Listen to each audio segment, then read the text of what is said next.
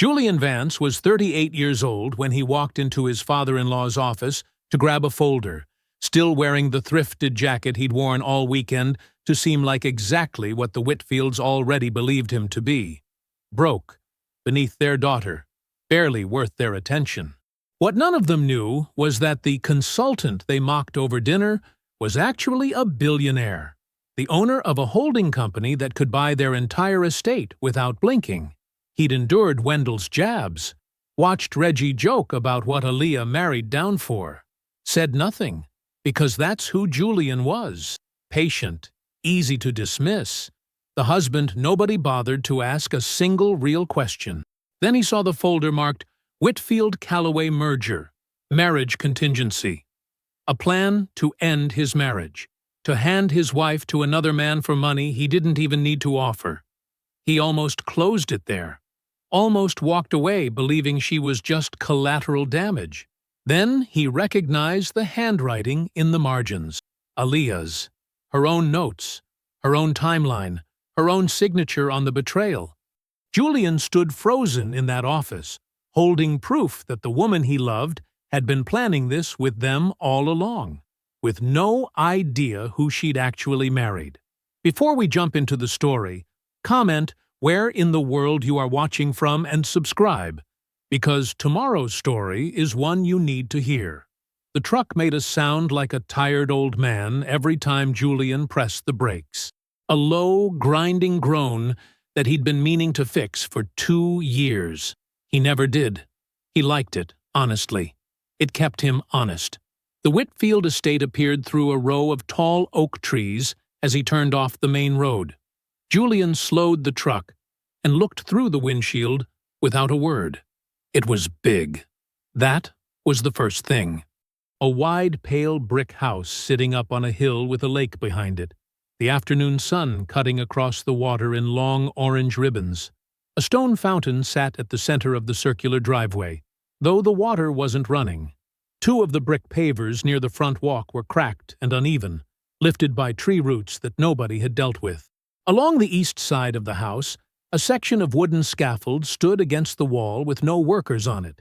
Tools resting on a plank, a wheelbarrow turned on its side, tarps folded and weighted down by cinder blocks. The renovation had stopped, maybe weeks ago. Julian noticed all of it. He said nothing. "They're going to love you," Aaliyah said from the passenger seat. She was adjusting her earring, watching herself in the sun visor mirror. "I'm sure they will," Julian said. He parked the truck beside a silver Range Rover and a black Mercedes sedan, both clean and recently washed. The truck's door gave a metallic pop when he pushed it open. Wendell Whitfield met them on the front steps. He was a big man, broad through the shoulders, with close-cropped silver hair and the kind of firm handshake that was really a measurement. He gripped Julian's hand and held it a half-second too long, looking him over in one clean sweep. The faded flannel shirt, the worn jeans, the scuffed work boots. "Julian." Wendell said his name like he was reading a price tag and finding it low. "Glad you finally made it out." "Good to be here," Julian said. He smiled and meant none of it, and showed none of that. Aaliyah kissed her father's cheek. "Daddy, I've been telling him how beautiful the lake is in fall." "It is something," Wendell said, but he was still looking at Julian. Reggie was inside, standing at the wet bar off the main sitting room with a glass of bourbon, already on his second by the way he held it. He was taller than Wendell, and leaner, with Aaliyah's same sharp eyes, except where hers were warm, his were always measuring something. "There he is," Reggie spread his arms wide as Julian walked in. "The mystery man. 8 months, and we finally get a look at you." Julian took the hug easy and short. "Good to meet you, Reggie. Aaliyah talked about you like you hung the moon." Reggie stepped back, looked Julian over the same way his father had. "She left out the humble wardrobe." Reggie laughed. Julian smiled. "I dress for comfort," Julian said. "Man." Reggie shook his head with a grin that didn't quite reach his eyes. "Consulting work must be a real adventure." Aaliyah touched Reggie's arm. "Leave him alone. Julian, Come see the lake before the sun goes down." She steered them toward the back terrace without missing a beat. Smooth, practiced, like she'd been redirecting that conversation before it started. Dinner was served at a long table in a formal dining room that smelled like furniture polish and old wood. The food was good. The conversation moved in careful circles. Real estate markets, a mutual friend's wedding, a charity gala Wendell had attended in September. Julian listened more than he spoke. He asked about the renovation on the East Wing, genuinely curious. Wendell waved his hand. Contractor situation. Nothing that won't be sorted. Reggie said nothing. He looked at his plate. 15 minutes later, a phone buzzed against the table, and Wendell's jaw tightened before he even looked at the screen. He stood up. "Excuse me." His voice was flat. "Business." He walked out of the room and closed the door behind him with one firm pull. Through the wall, Julian could hear the low edge of his voice. Not the words, just the controlled, careful sound of a man keeping his temper down. When Wendell came back 4 minutes later, he was smiling again. Full reset. Across the table, Reggie looked up. Something passed between them. Just a glance, no longer than a second. And then they both looked away at the same time. Julian reached for his water glass and took a slow sip. After the plates were cleared, Wendell rested both hands flat on the table and leaned back in his chair with the ease of a man who expected rooms to arrange themselves around him. "Julian," he said, "I've got some estate documents up in my office. Need them for tomorrow morning. The girls are dealing with dessert, and Reggie's on a call." He pulled a single key from his pocket and slid it across the table. "Third door on the right, up the stairs. Folders on the desk, probably labeled." Julian looked at the key. "Sure," he said. "Happy to." He picked it up and pushed back from the table. The office was dark until Julian found the light switch. A single brass lamp on the corner of the desk came on, throwing a warm circle across a room that was trying hard to look important. Bookshelves lined 2 walls, thick reference books, framed photos, a few trophies from a local developers association. A leather chair sat behind a wide mahogany desk that was buried under paper. Stacks of it. Envelopes, folders, loose pages with yellow sticky notes pressed to the corners. Julian stood in the doorway for a moment and looked at it all. Then he walked in. He started with the neatest stack on the right side of the desk. "Utility bills," a contractor quote, a letter from an insurance company dated 6 weeks ago. He moved to the center pile. Property deeds. A mortgage statement with a balance that made him pause, not because of the number, but because of the red stamp across the top right corner. Past due. Third notice. He set it back carefully, exactly as he'd found it. The folder Wendell wanted was near the bottom of the left stack, half tucked under a legal pad. Tan cardstock, label on the tab reading East Wing. Permits and estimates. Julian pulled it free and set it on top of the nearest pile, within easy reach. He could pick it up on his way out. He was about to step back when something else caught his eye. A different folder. Thicker. No label on the tab. The edge of it was just visible, peeking out from beneath a yellow legal pad that had been set on top of it like a loose cover. Deliberate, maybe. Or just messy. Either way, Julian might not have noticed it at all if the corner hadn't been creased and dark, like it had been opened and closed many times. He pulled it out. The first page was a typed document, clean font, single-spaced, formatted like a business proposal. Whitfield Calloway merger. Marriage contingency. Julian read it once, straight through. Then he went back to the top and read it again, slowly. The language was careful, almost corporate. But the meaning wasn't hard to follow. Wendell's construction company was carrying a defaulted loan. A development group called Calloway Partners was willing to absorb the debt and bring Whitfield Development into a joint venture. The terms of the arrangement included one condition that had nothing to do with business. The Calloway family had a son, Preston Calloway, 31, recently divorced, and the merger was contingent on a marital union, between Preston and Aaliyah Whitfield, Aaliyah Vance, Julian's wife. The document laid out a soft timeline. Aaliyah would reassess her current marriage after a period of strategic distance, during which the Whitfield family would apply steady pressure, family expectations, financial stress, concerns about Julian's long-term stability. The phrasing was polished. It didn't say break them up. It said create conditions for a natural reevaluation. Julian reached the bottom of the first page. He turned it, and that was when he saw the handwriting. It ran along the margins of page 2 in thin, looping letters he knew immediately. The same handwriting on the birthday card in his nightstand at home, the grocery lists on the kitchen counter, the note she'd left in his jacket pocket 3 months ago that read, "Don't forget to eat." Aaliyah's handwriting. Timeline looks aggressive for Q1. Push to Q2 after holidays so Jay doesn't notice the shift. And lower, beside a paragraph about Julian's uncertain income profile. He thinks it's consulting stress. I can manage his expectations through spring if needed. R. Confirm Callaway window stays open. Julian stood completely still. He looked at the words. He read them again. He let himself understand exactly what they meant. Then he did something that cost him more than anyone in this house would ever know.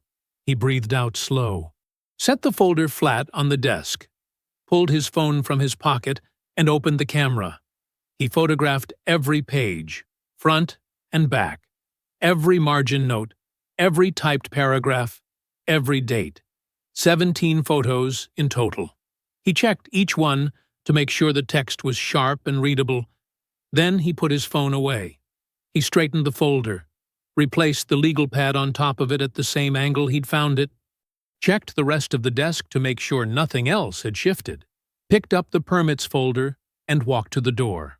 At the doorway, he stopped, his hand on the light switch, and stood in the threshold for exactly 2 seconds. Then he turned off the light. Wendell was in the hallway at the base of the stairs, as if he'd been waiting without wanting to look like it. "Got turned around for a second," Julian said, holding the folder out. "Lot of papers on that desk." Wendell took it. "Appreciate it." "No trouble," Julian said. He walked back toward the living room, where Aaliyah was laughing at something Reggie had said, her head tilted back, completely at ease, and he sat down next to his wife and reached for his glass and listened to the conversation like a man with nothing on his mind at all. The Callaways arrived at 6:30. Julian watched them from the upstairs window as their car pulled up. A black Mercedes, freshly washed, the kind of car that was meant to be noticed. A man in his late 50s stepped out first, broad-shouldered, silver at his temples, moving with the ease of someone who had never once worried about a bill. A woman followed, pearls at her throat, posture perfect. And then, the son, Preston. 31, recently divorced, built like a man who played tennis, and wanted you to know it. Julian had already known they were coming. He'd known since that morning, when he overheard Aaliyah on the phone in the bathroom, her voice low and smooth, telling someone the seating would work fine, and that Julian would be perfectly manageable. He fixed his collar in the mirror and went downstairs. Wendell introduced them at the door like they were family he hadn't seen in years. "Preston, this is Aaliyah's husband, Julian." A brief pause, just long enough to be deliberate. "He does some kind of consulting work." Preston shook Julian's hand with the grip of a man who thought handshakes were competitions. "Good to meet you." "What kind of consulting?" "General," Julian said pleasantly. Preston nodded, like that confirmed something. They sat at a long table set with more candles than necessary, the lake visible through the tall windows behind Wendell's chair, the water going dark as the sun dropped. The food was good. The conversation started politely enough. It didn't stay that way. Wendell waited until the second course. "Julian, I have to ask."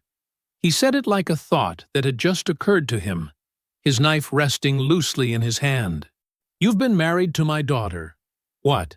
8 months now? And I still can't get a straight answer out of you about what it is you actually do." Reggie smiled into his wine glass. "Consulting covers a lot of ground," Julian said. "It does," Wendell agreed, nodding slowly. "It really does. It can mean almost anything, can't it?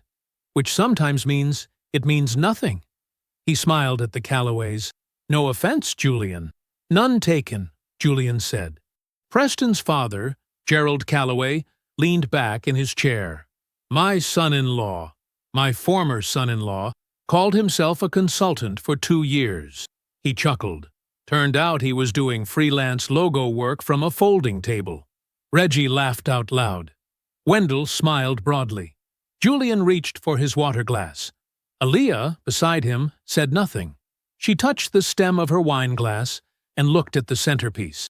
"It's a fair question, though," Reggie said, pressing forward now, relaxed with the momentum. "I mean, Aaliyah teaches school, that's a real salary, that's something you can build on. But a man's supposed to have a plan, right? Some kind of foundation." He gestured lightly with his fork. "What's the foundation, What are we actually working with here?" The table waited. Julian set his water glass down. He looked at Reggie for just a moment, then let his gaze move to Wendell, and then to Gerald Callaway. And then he said, in exactly the same tone he'd used all evening, "Vance Capital." No one said anything. Wendell's smile stayed on his face for about 2 full seconds before it stopped working. "That's the holding company," Julian continued. "That's the foundation." He picked up his fork again. "You may have seen it in the news recently. We acquired a defaulted construction note about 6 weeks ago. Mid-sized developer. Lakeside property in this county." He paused. The numbers were hard to ignore. From the far end of the table, the man Julian had introduced as his business associate, Desmond Okafor, who had been quiet all evening, eating his food, talking to no one, set his napkin on the table. "Vance Capital manages just over $4 billion in assets," Desmond said, simply and without drama, as if he were reading from a report. "Mr. Vance is the majority owner and founder. The construction note acquisition he's referring to closed on the 14th of last month." A brief pause. "Whitfield Development. $31 million in defaulted debt. Vance Capital now holds the paper." The room went completely still. Julian didn't look at Wendell first. He looked at Aaliyah. Her face didn't fall apart the way Wendell's did. Color leaving his cheeks like water draining from a tub. His hand going flat on the table. It didn't crack the way Reggie's did. The easy grin suddenly rigid, his jaw tight, his eyes doing the fast math of a man recounting every word he'd said at this table. It didn't go pale and frozen the way Gerald Callaway's did, or confused and mortified the way Preston's did. Aaliyah's face did something else entirely. Her eyes moved, quick and quiet, from Julian to Desmond to Wendell to Preston, and back to Julian. It lasted less than 3 seconds, but Julian had been watching for exactly that, and he saw it clearly. She was not shocked.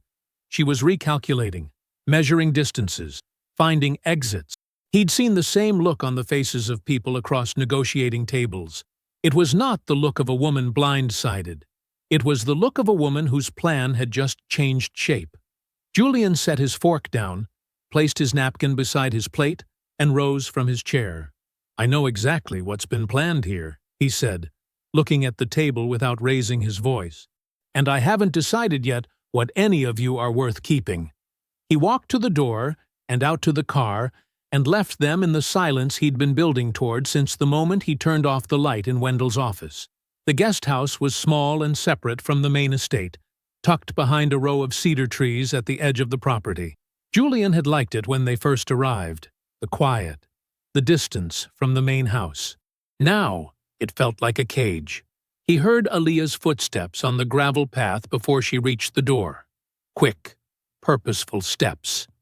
The door opened and she came inside, still in her dinner clothes, her eyes bright in a way that looked like distress, but felt, to Julian, like something more controlled than that. "What did you mean?" she said. "Back there," What did you mean by that? Julian was sitting on the edge of the bed, jacket off, phone in his hand. He looked at her. Which part? Julian. She pressed her lips together. Don't do that. Don't be calm right now. You just told my entire family that you… She stopped, pressed a hand flat against her collarbone. You let me believe we were struggling. For 8 months. You let me think… I never said we were struggling, Julian said. I said I did consulting. That's not the point. Then what's the point, Aaliyah? She crossed her arms and looked away. A long breath. Then she turned back. The point is that I didn't know, and now my father is mortified, and Reggie is… His phone buzzed on the nightstand. Wendell's name on the screen. Julian looked at it. Let it ring. Let it stop. It started again almost immediately. He's been calling since the car, Julian said, watching the screen. Aaliyah's eyes moved to the phone, then back to him. You should answer it. I'll talk to your father when I decide to. The call ended. Then a text notification. Julian didn't read it. Aaliyah sat down in the chair by the window, slowly, like someone making a decision about how much to give away. She folded her hands in her lap. When she spoke again, her voice had changed, quieter, more careful. My father came to me a few months ago, she said, about the business, about how bad things had gotten. She paused.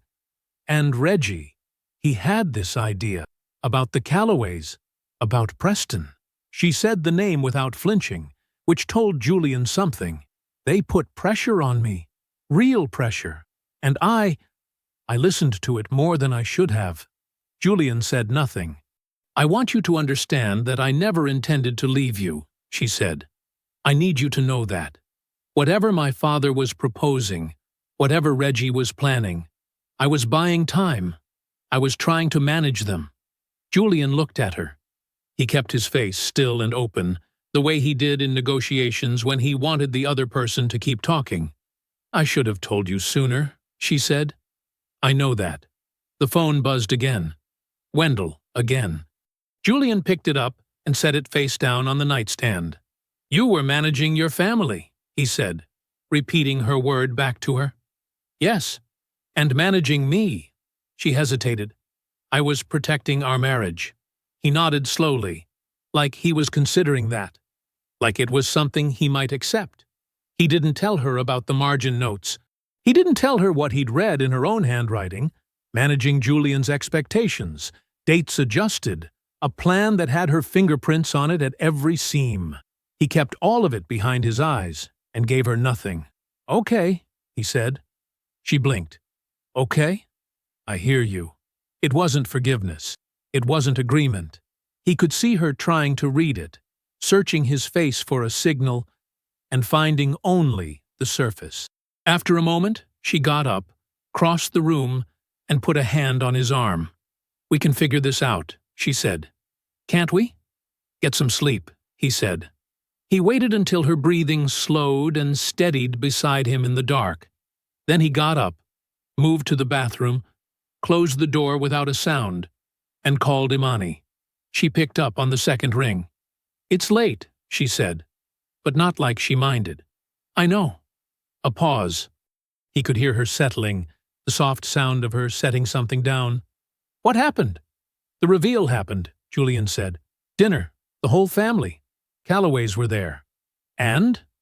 Aaliyah isn't a bystander. Silence on the line. Then, tell me. He did. Not everything. Enough. The margin notes, her handwriting on the contingency plan, her face at the dinner table when the numbers landed. Not shock, but math. When he finished, Imani was quiet for 3 seconds. You want me to dig? She said. Quietly, Julian said. Nothing official. Not yet. How far back? Start before the wedding, Julian said. Reggie's communications, specifically. I want to know what he was building and when he started building it. I'll make some calls in the morning. Keep it between us. Julian. Her voice was dry. Has it ever been anything else? He almost smiled. No. Get some sleep, she said, and ended the call. He opened the bathroom door and stood in the dark hallway for a moment. listening to the estate's silence, the distant sound of the lake, the cedar trees shifting outside. Then he walked back to the bed and lay down beside Aliyah, who was asleep, her breathing slow and even and unbothered. He stared at the ceiling. He would not confront. He would not react. He would wait. He would watch. And he would learn everything. Imani's office was on the 14th floor of a building in Midtown. Clean lines, dark wood desk, a wall of windows that looked out over the city like she owned it, which, in the ways that mattered, she kind of did. Julian had been coming here for 12 years, since before the money, since before Vance Capital had a name. He sat across from her now, jacket on, hands loose in his lap, while she laid 3 printed pages flat on the desk between them and slid them toward him without a word. He picked up the first page. Text messages, Aliyah's number at the top, Reggie's below it. A thread that started on a Tuesday in March, 5 months before the wedding. He doesn't ask questions. That's good. Makes the timeline easier. Julian read it once, then again. He set the page down and picked up the second one. Callaway's people want a commitment window. I told them 18 months from the ceremony date. That gives us enough room. What if he figures it out before that? He won't. Just keep him comfortable. Small things. He's the type that notices small things. Julian's jaw tightened, just once. Then it released. He put the second page down and read the third. Dad needs the Callaway deal locked before Q4. You good with that? I'm good. Just make sure Preston's family understands this is a process, not a problem. They understand. They're patient people. Good. So am I. He set the last page on top of the others and lined the edges up. A habit. Precision when everything else felt like it was sliding. Imani watched him from across the desk. She didn't say anything. She knew him well enough to know he needed the quiet. After a moment, he looked up. How far back does this thread go? He asked. That's just the early stretch. The thread runs for 11 weeks. She tapped a second folder he hadn't opened yet. There's more. But that's the part that answers the question you were really asking. He knew what she meant. He'd wanted to know when it started, not when it got complicated, not when her family pressured her, when she started, when Aliyah became an architect instead of a bystander. March, 5 months before the ceremony, before the dress fittings, before the venue deposit, before the morning she cried at the altar and told him he was the steadiest thing she'd ever known. Before all of that, she was already negotiating the window. She wrote, I'm good, Julian said. His voice was even. She did. Not I'll try, not I'll think about it. I'm good. Julian, I know. He exhaled slowly through his nose. I know. Imani folded her hands on the desk. I want you to hear me say something. He looked at her. You were never paranoid, she said. I know there was a part of you that kept asking yourself if you were reading it wrong, if you were being unfair to her. She paused. You weren't. This was real, and it was decided before you ever walked down that aisle. He nodded. He didn't trust himself to say much beyond that right now, so he said nothing. Outside the windows, the city moved the way it always did, indifferent and steady. He thought about the last 2 days at home, how Aliyah had made his coffee without being asked, the right way, with the right amount, the way she only bothered when she was trying to communicate something without using words, how she'd reached for his hand during a quiet moment on the couch and held it a beat longer than usual, how she'd looked at him at breakfast that morning with a warmth in her eyes that felt new, attentive in a way she hadn't been in months. He'd let her. He'd squeezed her hand back. He'd smiled at the right moments. It cost him nothing to perform patience. He'd been doing it his whole life. She's turned the warmth back on, Julian said. Since the dinner. I figured she would. It's well executed, he said, almost to himself. If I didn't know, I'd probably believe it. Imani's expression didn't change. but something behind her eyes did. "What do you want to do next?" "Keep going," Julian said. "The financial layer. I want to know how deep she's actually in. Not just the messages, the money." He straightened in the chair. "Wendell made a comment once, a few weeks after we got married. I didn't think much of it at the time." He paused, pulling the exact words from memory. He said something about family assets being able to cover the company's debts. He made it sound vague. Offhand. Imani was already reaching for her notepad. "I want you to look at anything tied to Aaliyah's late grandmother," Julian said. "Property, trust documents, anything that counts as a family asset she could have inherited or been named in." Imani wrote it down, then looked up. "You think they used it as collateral?" "I think I want to know," Julian said, "before they know I'm asking." The elevator opened on the 32nd floor, and Julian stepped out into Vance Capital's main corridor. No thrifted jacket here. No old truck waiting outside. Here, he was exactly who he was. The office was clean and spare. Glass walls. Muted gray carpet. The hum of a place where serious money moved quietly, without celebration. Julian had designed it that way on purpose. He had no interest in impressing visitors. He had only ever been interested in results.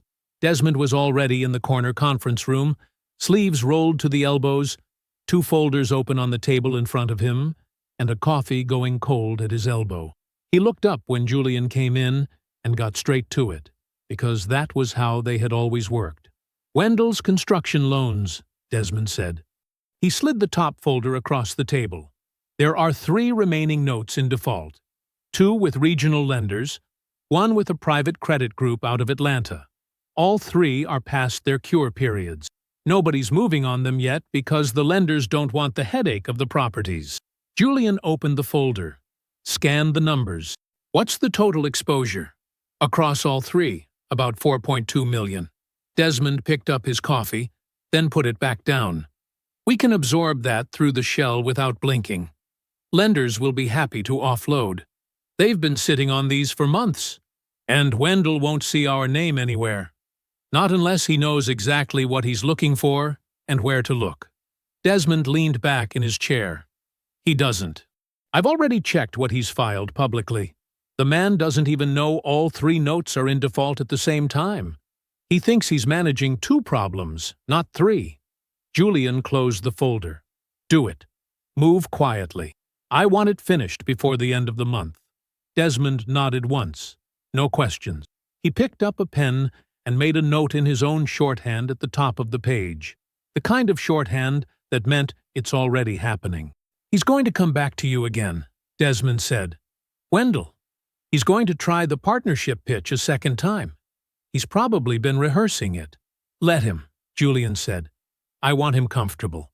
Desmond looked at him for a moment, not with doubt, just with the particular attention of someone who had known Julian long enough to read what was happening beneath the surface.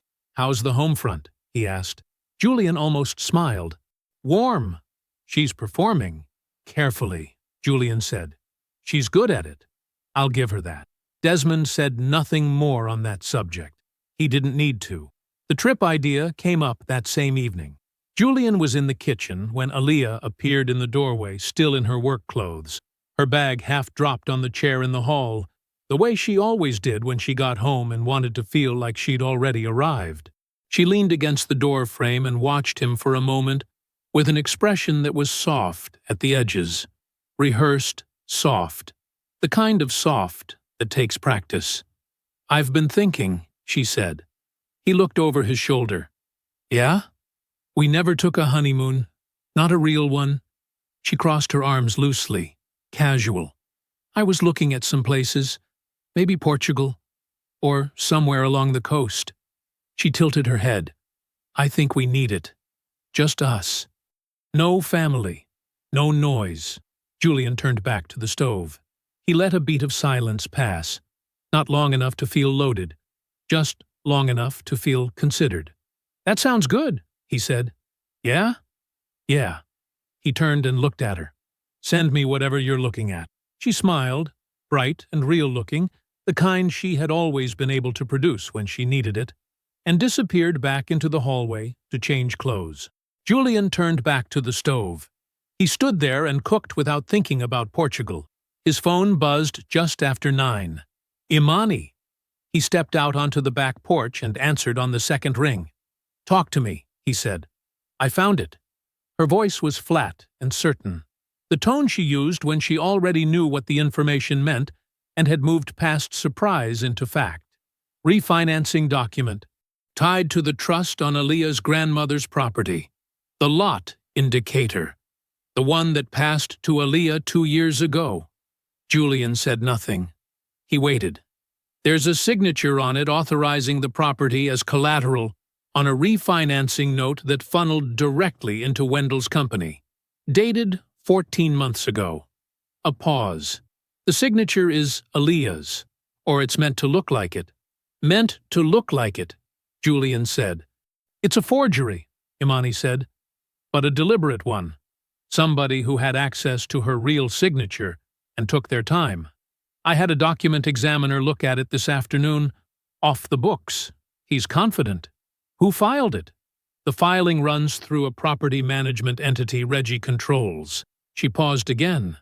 "But Julian, Aaliyah is named as an acknowledging party. She would have had to have known, or someone made very sure it looked like she did." Julian thanked her. He ended the call. He looked through the back window into the lit kitchen, where Aaliyah had drifted in to pour herself a glass of water. She was looking at something on her phone now, laughing at it. A light, easy sound that floated through the glass and reached him where he stood. He watched her for a moment. His face was still. The foreclosure paperwork was spread across Julian's desk in neat stacks. Desmond had prepared everything cleanly. Cover sheets, loan histories, default timelines, cure period expiration, all of it organized in the precise way that serious legal action requires before it becomes unstoppable. Julian had been working through it for the better part of an hour, reading slowly, checking figures against the shell entity's acquisition records, making sure every number was exactly what it needed to be. He was on the second stack when his phone rang. Imani. He set down the page he was holding and picked up. "Tell me," he said. "Reggie's been back in contact with the Callaways." Her voice carried the particular flatness it always did when she had already done her own reacting and was now simply delivering facts. "Started about a week ago. Careful, low volume. But it's there." Julian leaned back in his chair. "After the dinner?" "Well, after. He knows you know. And he's hedging anyway." She paused. "I also have confirmation that Aaliyah is aware of the renewed contact. She didn't just find out, she approved it." The room was quiet. "She approved it," Julian said. "She told Reggie to keep the Callaway door open. Those were her words, according to what I pulled." Imani's voice didn't soften. It never did when the facts were hard. "She's running insurance, Julian, in case your marriage falls apart, in case you expose the family, in case any of this comes down. She wants that option still standing." Julian said nothing for a moment. He looked at the foreclosure paperwork in front of him. "There's more," Imani said. "Go ahead." "I got a voicemail. Reggie to Preston Callaway. Time-stamped 9 days ago, which is 6 days after you named Vance Capital at that dinner table." She stopped, and in the silence Julian could hear the deliberate weight of what was coming. "Reggie says, and I'm reading directly, just want to make sure we're keeping Aaliyah's options open on your end. Things are fluid right now, but she hasn't closed that door, and I don't want you to either." Julian set down his pen. "She knew who I was," he said quietly. Not a question. For 6 days at that point. Yes. Imani let that sit for exactly as long as it needed to. This was never about family pressure, Julian. It was never about her getting caught between her father and her marriage. The contingency plan was always alive. She just made sure nobody could see her hands on it. Julian looked out through the glass wall of his office. The floor beyond was calm. People moving between desks, the ordinary, unhurried motion of a place that ran on patience. "Pull everything together," he said. "I want the full file. Every piece. I already started. I'll bring it this afternoon." By 4 o'clock, the three of them were in the corner conference room. Imani had a hard copy file and a digital backup. Desmond had the acquisition records and foreclosure documents. Julian sat at the head of the table and went through each piece in order, because order mattered now. The original contingency plan, the typed proposal with Aaliyah's handwritten margin notes, adjusting timelines, asking how to manage Julian's expectations, while Wendell's crisis resolved. The pre-wedding messages between Aaliyah and Reggie, dated months before she ever wore a wedding ring. Aaliyah negotiating terms, asking about the Calloway family's timeline, talking about Julian the way someone talks about a temporary arrangement they intend to exit cleanly. The forged trust document, Aaliyah's grandmother's property in Decatur, signed over as collateral on a refinancing note that sent money directly into Wendell's failing company. Her signature replicated carefully, the filing buried inside one of Reggie's property entities. And last, the voicemail. Reggie's voice through a small speaker on the conference table, unhurried and businesslike, keeping Aaliyah's options open. Julian listened to it once. He didn't ask to hear it again. Imani slid the completed file toward him. "That's everything." Julian looked at it for a moment without touching it. "It's enough," Desmond said. He wasn't asking. "It's more than enough," Imani said. "It's everything a room full of people would need to understand exactly what happened, and exactly who made it happen." Julian pulled the file closer. He opened it, looked at the first page, and then closed it again. "I'm going to call a meeting," he said, "at the estate. I'll tell Wendell I want to discuss the company's situation, that I'm considering options." He looked up. Let him think he's finally getting the conversation he's been waiting for. Desmond nodded. Imani said nothing, which was her way of agreeing completely. Julian picked up his phone. He opened his messages and found Wendell's name. He typed slowly and without hesitation. "Wendell, I'd like to meet at the estate in 2 days. Want to talk through the company's situation and some options I've been considering. Let me know if that works." He set the phone face up on the table. 40 seconds passed. The phone lit up. "Julian, absolutely. We'll be ready for you. Thank you for reaching out, son. Really. See you Thursday." Julian read it once. He turned the phone face down and looked back at the file. Thursday came the way Julian had wanted it to. Quietly. He drove the old truck. Same one he'd pulled up in the first time, back when Wendell had looked at it from the front steps like it was a personal insult. Imani followed in her own car. Desmond rode with Julian, the evidence file on his lap, rubber-banded and unremarkable, the kind of thing you'd overlook in a room full of folders. Nobody spoke much on the drive out. The estate came into view through the tree line, the long gravel driveway, the wide porch, the lake sitting flat and silver behind the house. It looked the same as it had that first evening, impressive from the outside. Julian knew now what the outside was hiding. Wendell was already on the porch when they pulled up. He had on a pressed shirt and an expression that was working very hard to look like confidence. Reggie stood just behind him, arms crossed, watching the truck with careful eyes. Inside, through the front window, Julian could see Aaliyah moving in the sitting room. She'd chosen a chair near the fireplace. She had her hands folded in her lap. Wendell came down the porch steps. "Julian." He extended his hand with a wide, grateful smile. "Glad you came. Really glad." He glanced at Imani and Desmond. "Brought your team. Smart. This is exactly the kind of conversation that needs the right people in the room." Julian shook his hand once and said nothing. They gathered in the formal sitting room. Dark wood paneling, heavy drapes, a table large enough for a proper meeting. Wendell sat at one end. Reggie took the seat beside him, arms still crossed. Aaliyah sat across the table, composed the way someone is composed when they've rehearsed it. Julian sat at the other end. Imani to his right. Desmond to his left. Wendell opened his mouth to begin, already in motion, already preparing to steer. Julian opened the file. "I'll start," he said. His voice was level. No edge in it. No heat. He set the first document in the center of the table and turned it so they could all read it. "This is the Whitfield-Calloway marriage contingency proposal. Typed, dated." He tapped the top corner. "I found it in your office, Wendell, the night you sent me in there to get that folder." Wendell's smile went still. Julian set the next page beside it. "These are the margin notes on that same document. That's Aaliyah's handwriting. Timeline adjustments. Questions about managing my expectations while the company situation resolved?" He didn't look at Aaliyah. He looked at the page. She didn't find out about this plan. She helped shape it. The fireplace ticked.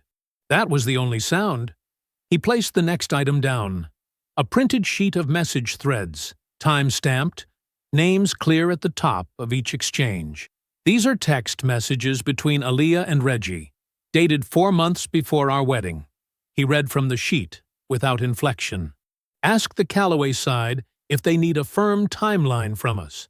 And here, Julian won't be an issue, just needs to be managed until we have clarity on the deal." He set the page flat. She wasn't pressured into this after the fact. She was negotiating terms before she ever wore a ring. Reggie shifted in his chair. His jaw was tight. Julian pulled out the third document. "This is a refinancing note tied to Aaliyah's grandmother's trust property in Decatur, filed 8 months ago. Her signature appears on the collateral authorization, which funneled a portion of that inheritance directly into Whitfield Holdings." He paused. That signature was forged. The filing was buried inside one of Reggie's property entities. He set it down. She knew. "Julian," Wendell started. "I'm not finished." Wendell closed his mouth. The last item was a phone. Julian unlocked it, opened the audio file, and pressed play. Reggie's voice filled the room, businesslike and unhurried, the way it had sounded in the conference room 2 days ago. "Just want to make sure we're keeping Aaliyah's options open on your end. Things are fluid right now, but she hasn't closed that door, and I don't want you to either." Julian stopped the recording. "That voicemail was sent to Preston Calloway 9 days ago. 6 days after I named Vance Capital at your dinner table. 6 days after you all knew exactly who I was." He looked at Aaliyah directly for the first time. She never closed the door. Aaliyah's composure held for another 2 seconds. Then something behind her eyes shifted. Not grief, not guilt. The particular look of someone who has just understood, fully and too late, that the person they'd been quietly managing had never once been manageable. Wendell leaned forward. "Son, listen. This can all be explained. We can structure something here. Something that—" "Vance Capital holds the note on this estate," Julian said. "And on the company. All of it. We've been the primary creditor for 3 weeks." He closed the file. "You weren't brought here to negotiate a bailout." He let that settle. "There is no bailout." Reggie turned sharply toward Aaliyah. "You told me he'd never find any of this." "Don't!" Aaliyah's voice came out thin and cracked at the edges. Julian stood. "You'll hear from my lawyers," he said to the room. He picked up the file. Desmond rose beside him. Imani was already moving toward the door. Julian walked the length of the table without looking back, and the 3 of them stepped out of the sitting room, through the front hall, and out into the cold afternoon air. Behind them, the house was silent. Julian called Desmond on a Monday morning. "Move forward," he said. That was all it took. The foreclosure didn't drag. There were no extensions, no grace periods, no quiet conversations about restructuring. Desmond had spent 3 weeks making sure every document was clean, every note properly transferred, every legal threshold met. When the process started, it moved the way Julian had planned everything else, without hesitation, without noise. By the end of that first week, Wendell's construction company was gone. The accounts frozen, the assets transferred. The name that had appeared on buildings and business cards across the county reduced to a filing number in a county courthouse. By the second week, the foreclosure on the estate had been initiated. The lakeside property, the long gravel driveway, the wide porch, the silver water behind the house, was now a matter of paperwork and timeline, not Wendell's anymore in any way that counted. Julian heard that Wendell had called several times. He didn't take the calls. He heard through Desmond that Wendell had also reached out to two of Vance Capital's board contacts, looking for leverage, looking for a voice in the room that might slow things down. Those calls didn't produce anything either. The estate would transfer within the month. Julian felt nothing particular about it. He'd never wanted the property. He'd only ever wanted to make sure it went exactly where it was supposed to go. The forged trust document, Aaliyah's grandmother's inheritance, her signature on a collateral authorization she never signed, Julian handed to Imani on a Tuesday afternoon. "What do you want to do with it?" she asked. "Nothing," he said. "File it with the appropriate authorities. Let them do what they do." Imani looked at him over the top of her glasses. "You understand that takes it out of your hands." "That's the point." She filed it that same afternoon. The matter moved to a county prosecutor's office within days. Julian didn't follow it closely. He didn't need to. He hadn't buried it, and he hadn't wielded it. He'd simply let it exist, the way true things tend to do when you stop keeping them hidden. Reggie's unraveling was quieter, but no less complete. Julian didn't make a campaign of it. He made one phone call. A man named Curtis Webb, a developer Julian had known for 6 years, someone who sat at the center of the regional real estate network the Whitfields had always wanted access to. Julian called him on a Wednesday, and during an otherwise ordinary conversation about an unrelated property deal, he mentioned plainly what Reggie had been doing, the Callaway arrangement. The signed letter of intent dated before Julian's wedding. The voicemail to Preston, sent after the scheme had already been exposed. He didn't editorialize. He just said what happened, the way you'd describe the weather. Curtis Webb was not a man who kept things to himself. By the following Monday, 2 of Reggie's remaining development partners had gone quiet on pending deals. A financing contact in Atlanta had stopped returning his calls. The Callaway family, who had not yet been directly informed of the voicemail's contents, were now aware through other channels that Reggie had been shopping a married woman's future to them as a business asset. That particular piece of information made its own way around the room. Reggie had built his reputation on being the man who knew how things worked. Now the people who needed to know things knew how he worked. That was the end of it. Julian filed for divorce on a Thursday. He submitted the full evidence file as part of the proceedings, the contingency plan, the pre-wedding messages, the forged document, the voicemail, all of it, organized and time-stamped the way Imani had compiled it. There was nothing emotional about the filing. It was simply accurate. Before the paperwork reached Aaliyah's attorney, Julian made one more call. He dialed the Callaway family's main line himself. Preston's father answered.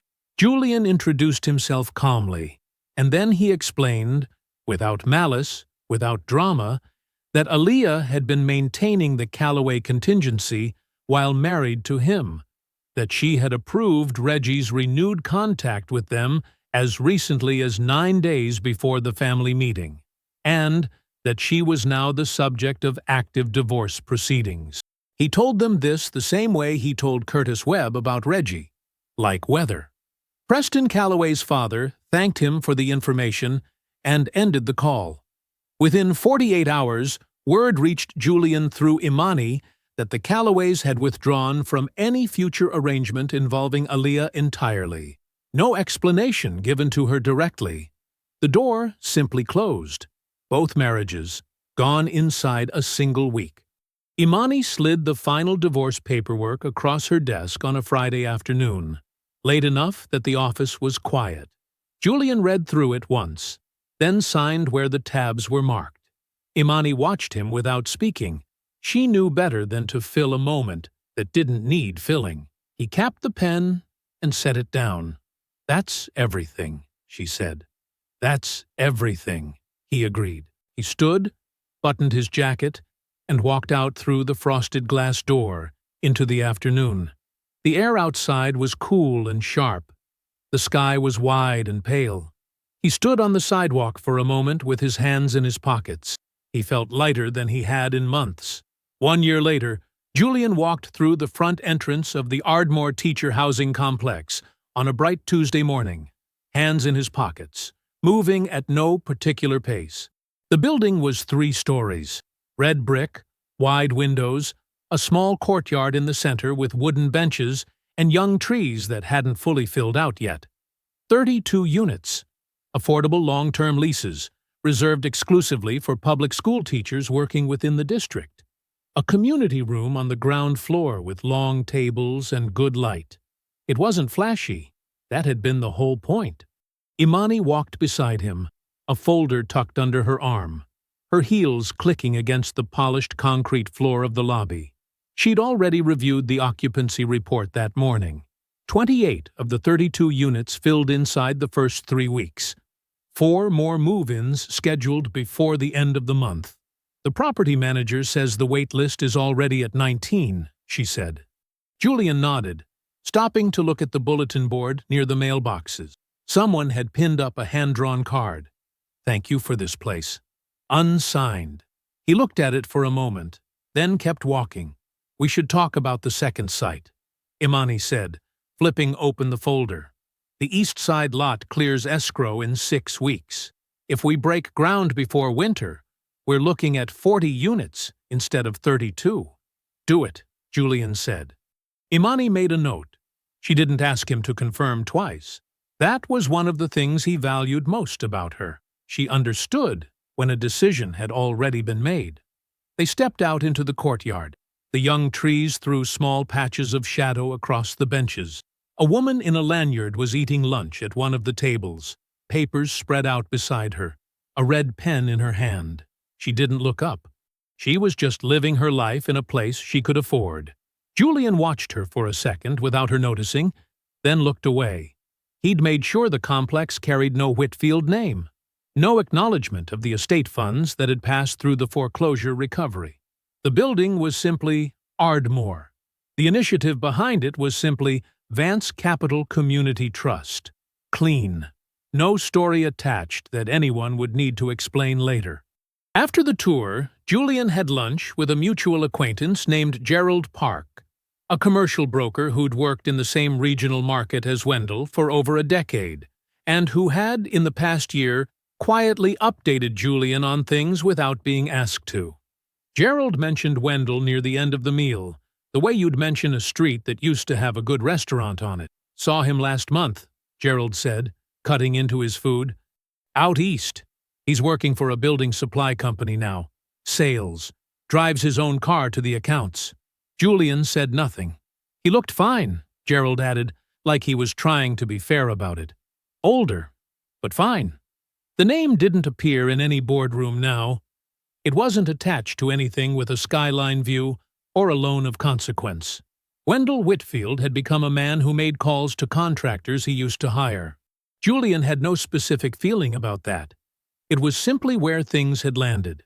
Near the end of lunch, Gerald paused, glancing down at his water glass. "I ran into Aaliyah a few weeks ago at a gallery opening." He said it carefully, like he was offering Julian a chance to change the subject. "She asked if you ever mentioned her." Julian reached for his coffee. "I told her no," Gerald said. "Because you don't." "Not ever." Julian looked at him evenly. Good answer. He meant it the same way he'd meant everything else this past year. Not with heat, not with satisfaction, just with the plain accuracy of a fact that had stopped requiring his attention. That evening, Julian stayed late at the Vance Capital offices after Imani and the rest of the staff had gone. The building was quiet in the way that expensive buildings get quiet after hours. The ventilation hum, the low glow of exit signs, the city moving far below without sound. He was working through a box of older files he'd been meaning to sort. Contracts from the early years, correspondence from deals that had long since closed. He moved through them steadily, setting most aside, shredding a few. Near the bottom of the box, he found a photograph. It had slipped between two manila folders, face down. He turned it over. It was him, younger by several years, standing outside what had been his first rented office space. He was wearing the same jacket he'd worn to the Whitfield estate that first night.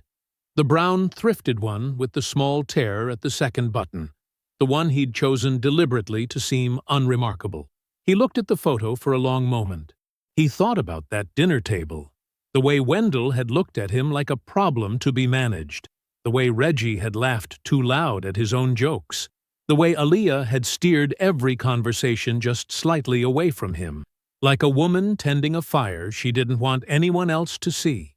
He'd walked in wearing that jacket as a test, but looking at the photo now, he understood something he hadn't put into words before. He hadn't been wearing a costume that night.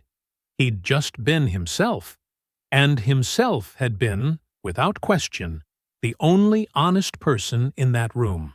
He set the photo down on the desk. He closed the file. He turned off the office light, picked up his coat from the back of the chair, and walked out the door into the hallway, toward the elevator, toward the street, toward the life he had actually built, quiet, deserved, and entirely his own. I hope you enjoyed that one. Be sure to like the video and subscribe so you don't miss the next story. I've picked out 2 more for you that I think you'll really like.